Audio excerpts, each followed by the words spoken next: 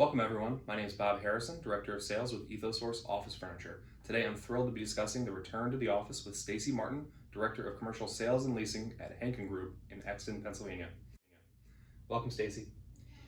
Hey, it's so great to be here today. Thank you so much for this opportunity. Thank you very much for coming on and taking some time to share your insights on a very relevant topic that we're all very interested in. Thanks again. Can you tell us a little bit about yourself and your company?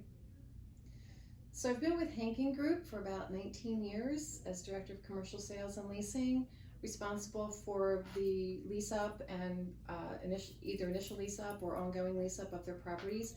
Hankin Group is a full service, multifaceted development company. We also own and manage the developments that we build. We have in-house team that provides development expertise, construction services, property management services, leasing, everything that you could possibly need from a real estate standpoint. And we do it not only for our commercial sector, but also for our multifamily residential sector as well. Hankin Group builds communities, basically mixed use projects, and we were doing it before it was popular. So Eagle View, for example, is in Exton, and it's our flagship project of 800 acres. Of that 800 acres, we have about 2.5 million square feet of commercial space. We still have a million and a half square feet we can build.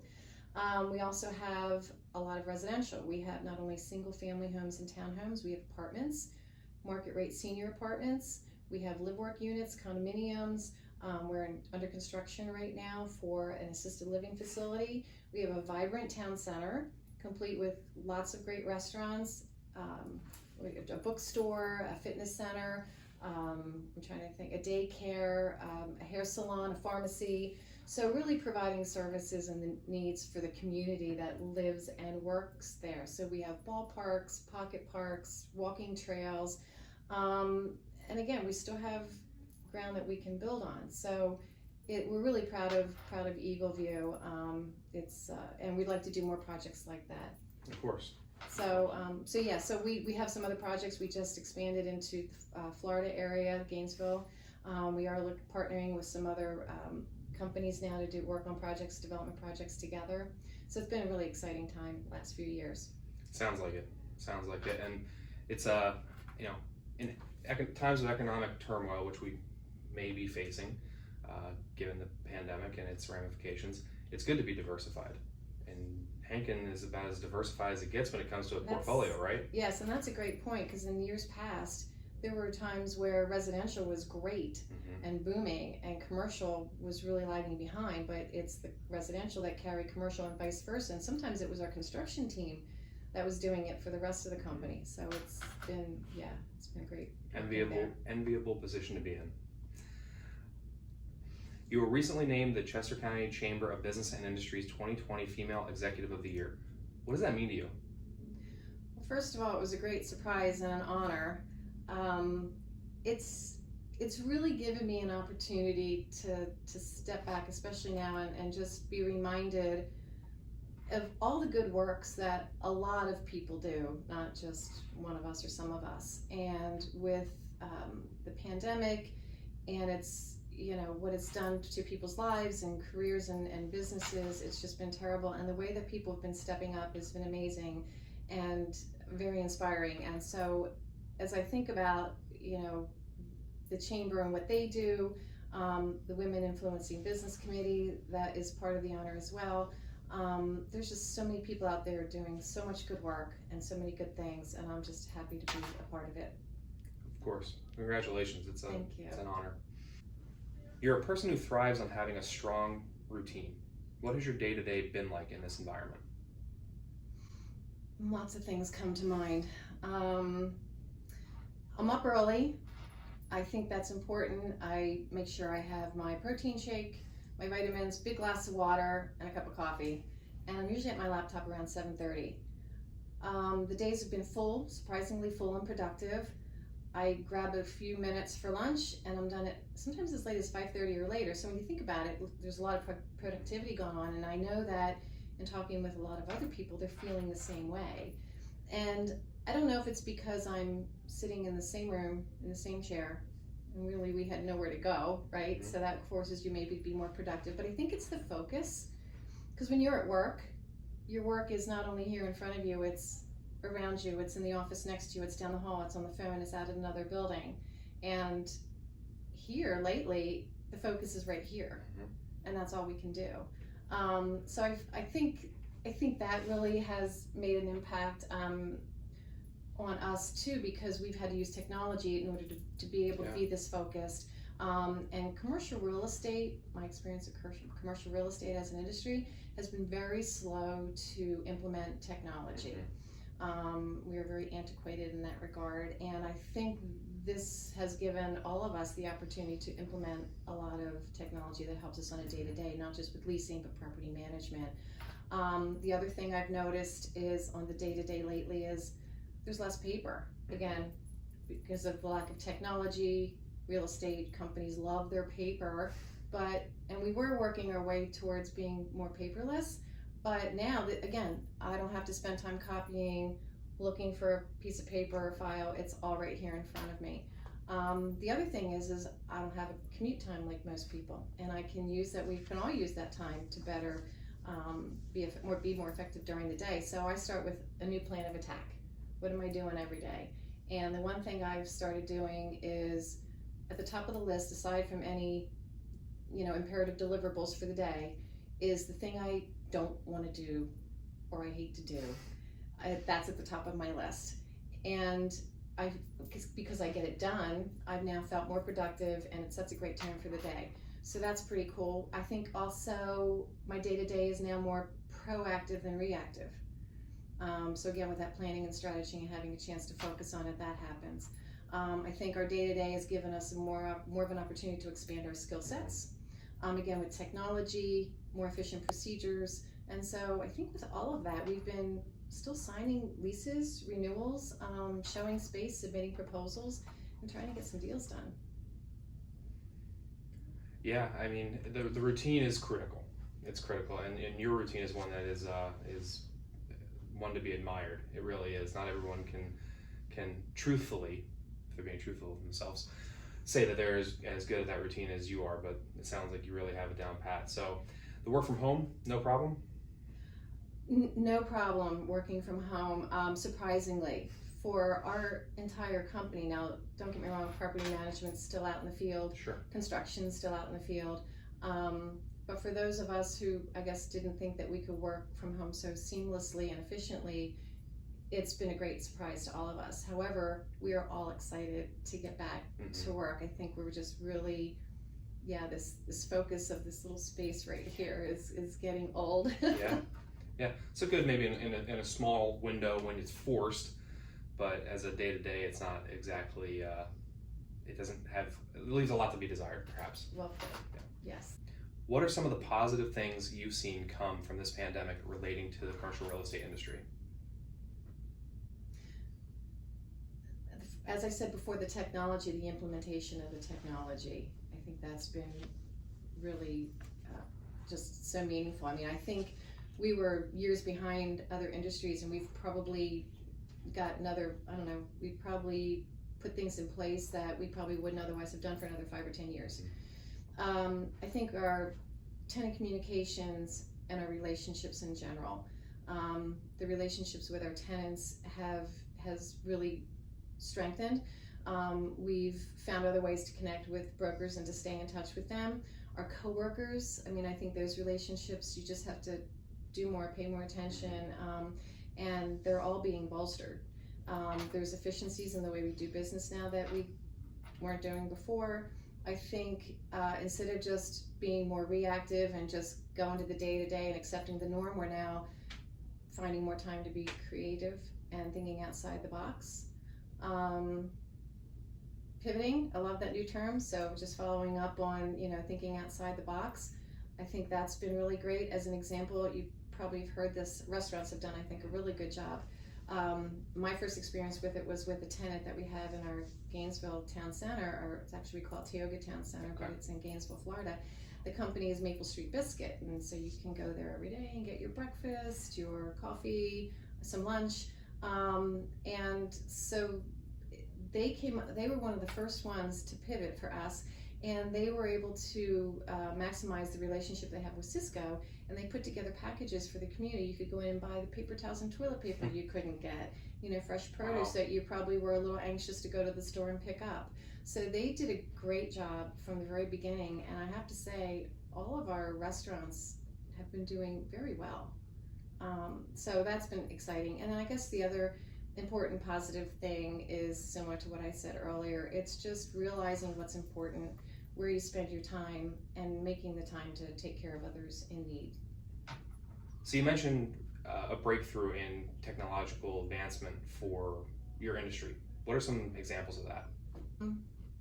Yeah, so that's a good point, because we had maybe some videos for some of our availabilities, but most people, again, were antiquated, want to walk through the space. We are still in the process of getting our vacant spaces, videoed or doing the 3D Matterports, and making them a little more accessible online than in person. And yeah, probably a hybrid between the two is just me and my cell phone walking through the space, right? So we're still in the process of doing a lot, and a lot of the technology is company-wide, not so much with, the lease.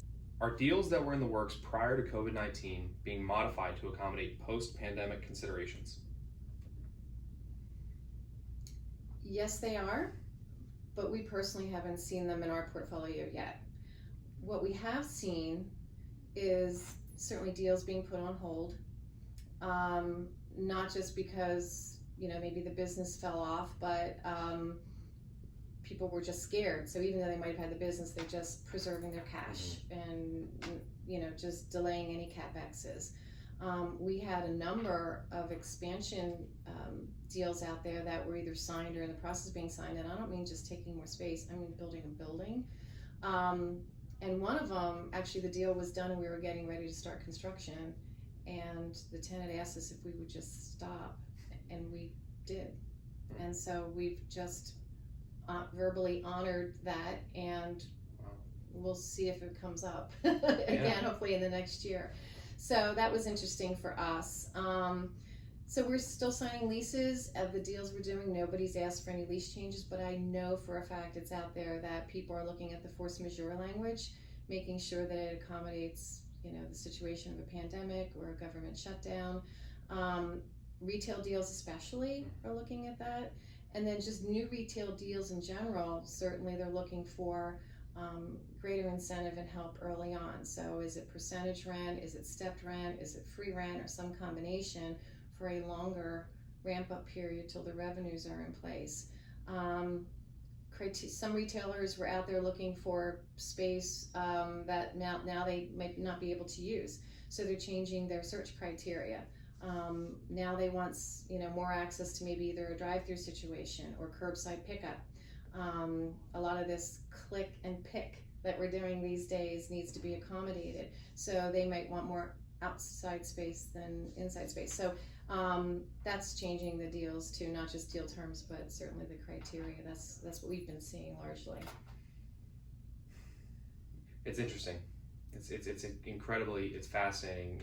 If you follow, if economics are your thing, just to see, as you mentioned earlier, pivoting, how a business can pivot, and maybe in the short term how they can pivot. If they're a food establishment, they're going to pivot to be able to provide services that they hadn't been able to provide before. But then if you look at it from instead of the immediate 90-day, 120-day and beyond, that window, to the 9-month, 18-month window, it's fascinating to see, at least in my perspective, what's going to happen, what change is going to be made. And you're working on that, because these companies are not talking leases in the 90-day term, they're talking it in the 90-month term or whatever it might be. So you're on the front lines of seeing that change as it happens. So 10 years from now, it'll be fascinating to see what the actual implications are for businesses. Agreed.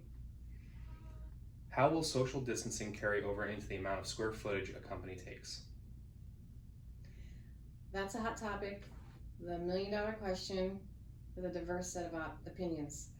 The trend of putting more people into less space is definitely reversing so that we can implement social distancing. But there's a tug of war between that dynamic and impending corporate layoffs, as well as the ability to work from home. So requiring more square foot per person is something I think will stick. Certainly landlords have seen interest from tenants to add more space so they can accommodate that.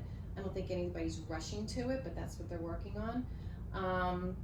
So, you know, I just think when you think of Twitter has certainly embraced remote working, but their plans, they don't have any plans to decrease the space that they take. So of all the people who might be able to do it, they're not going to, at least for the time being. And then you have the situation where you've got tenants who are still in place with current leases. What do? They can't really take more space. Maybe they can't take less, whatever they think they need. So they're just gonna have to be more efficient with how they use the space. So that's where folks like you come in handy. Certainly, you know, professionals in property management, same, you know, it's a team effort to make it work. But then we've also been hearing that there's a lot of large companies that do think they can reduce their footprint. But I think it depends on the industry, what kind of reduction you're gonna see. Could be maybe 5% rather, could be 20. I don't think it's gonna be more substantial than that. There was a recent commercial real estate study that was done that resulted in showing that those polled working from home, only 12% wanna continue to work from home. So companies still are gonna have a need for the space. People do wanna get back to work. But regardless of all those diverse opinions, we're optimistic that the net effect will be that companies will need more space. And we're talking about office space, obviously, but it does depend on how many jobs will stay in the system. This leads us to our next question, but I'm hopeful that the restarting of the economy is at a time which that we can recapture some of the momentum we had. It's such a strong economy before all this, and you know, the layoffs that were made weren't, or the majority of them hopefully aren't permanent, and we can get back onto a economic upswing. I really hope so. I hope so, and I think that's what people want, and sometimes I think they figure out how to make it happen. Yes. Yeah. Big picture, what is the state of the market today, and where do you think it'll be 6 months from now? Generally, as we've been talking, commercial real estate is dealing with a lot of major changes. Again, the net result to your original point is going to take a number of years for us to see how that shakes out. As we've read and know, some sectors are doing better than others, some are struggling at best, and some are hanging in there. I can tell you from our portfolio standpoint, we're still as strong as we were pre-COVID. We came into the year in a very strong position. We had a great leasing year last year, so we came into this at like 94% occupancy. Our AR over the last 3 months, certainly we've struggled a bit, but overall, when it came right down to it and working with tenants and just staying in touch with them, we're still as strong as we were pre-COVID. So it's worked out really good for us. We've had leasing activity, we have projects under construction, we have new projects in the development workflow. So far, you know, we're doing pretty good. But so that's why I say it depends on where you are and what you're doing. And plus we are diverse, so we're working on a lot of different things. But the US now has a 21% unemployment rate, which is 2 times the Great Recession. We know that durable goods are down 30%. People are buying groceries, just necessities. We have broken supply chains, and the COVID cases are going up. Disney's going to open on the 15th, which just means a lot of people and space. And we have yet to see the outcome of the protests and riots with cities and states reopening. You've got cities filing for bankruptcy. Reports say that 40% of restaurants pre-COVID are gone, not coming back. So it's going to be an interesting. So for the next 6 months, again, depends on what sector you're in, what the political climate's going to be. But retail will probably be is the biggest hit, certainly, and that'll have the biggest change. And I guess the change depends on whether you're a gym or you're a restaurant or you're a traditional retailer. A retailer may have less space because they can use e-commerce and curbside pickup, but it may not affect their revenues. The restaurants, if they have access to drive-through or curbside pickup or outdoor seating, they'll probably be fine, but if their only option is inside seating, they're already closed. There's less small businesses serving us these days. At least 1 in every 4 existing small businesses have closed and probably won't come back. So that's going to be a lot to overcome, but hopefully that just gives us we have to be creative and find ways to get through all this. But I think there will be a trend. It's going to be zooming to the suburbs. So because of density and public transportation, suburban offices and parks are going to be the winner here. They're going to perform well, I think, over the next few years, but they have to be properly amenitized. So we've seen that. That's been our goal with our buildings. They need to have superior property management, energy efficiencies. They want people want good quality buildings. They want amenities not necessarily in the buildings, but in the community and accessible. And the buildings are going to have to provide a high level of comfort in addressing COVID going forward. So I think the low-cost building alternatives are not going to be as successful as the higher quality ones. The industry also believes that there's going to be a reduction of leased space in the city district, and that's part that. So yes, they'll take more space in the city, but they're going to create that satellite office, that suburban satellite office that we used to see that was popular years and years ago. So that way their employees don't have to use public transportation, right. They don't have to deal with that, and the suburbs certainly have a better ability to allow for more social distancing. So I think the suburbs are going to see more leasing and transactions as we go along here in the next couple months and certainly a couple years. There's also going to be adaptive reuse. So if you think about it, there's a lot of hotels that are not going to be able to survive. What do you do with those? How do you repurpose that? If all these 40% of our restaurants are gone, what do you do with that real estate?